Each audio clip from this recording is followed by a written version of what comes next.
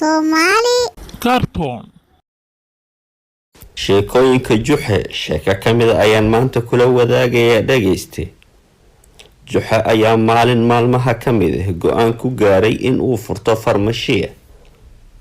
Farmashiga boorkiisa ayaa wuxuu ku qoray Juxe: waxaan daweynaa cudurrada oo dhan idamka Ilaah.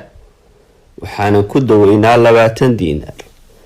haddii aad caafimaad weyso waxaan ku siin doonaa 40 dinar oo 20 kaade ayaan 20 kugu dari doonaa. maalin maalmaha kamid ayaa nin wadada marayay ayaa akhriyay boorkii u dhagsanaa farmashiga Juxe.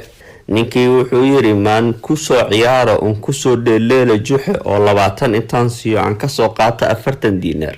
ninkii ayaa soo galay xaruntii caafimaadka ee Juxe. Dr. Juxe ayaa ku yiri xagee laga hayaa. ninkii ayaa ku jawaabay waxba ma dhadhamiyo ay qaybta dhadhanka ayaan si fiican igu shaqaynayn. Juxe ayaa u yeeray neersigii waxa uu ku dhahay waxa soo qaadaa dawada ay ku qoran tahay nambarka 22 ama 22. markii la keenay kadib oo uu afkiisa ku shubay kadib waa qaylay. ninkii wuxuu yiri aad bay u kharaartahay. Juxe wuxuu yiri Ilaah ayaa mahadle kuu soo celiyay qaybta dhadhanka.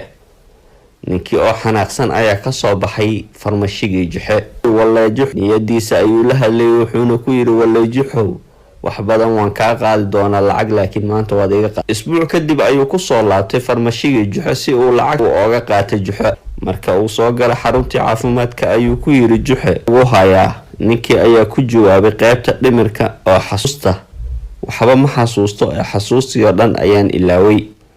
Juxe ayaa ugu jawaabay ayaa in badan aamusnaa kadibna wuxuu u yeeray neersigiisa wuxuu ku yiri waxa soo qabataa dawada ay ku qoran tahay nambar 22. ninkii waa qaylay wuxuu yiri taa ma raba Juxe. Juxe intuu muusooday ayuu ku yiri Ilaah ayaa mahadle kuu soo celiyay xasuustaada. inta ayaan ku gabagabeynayaa.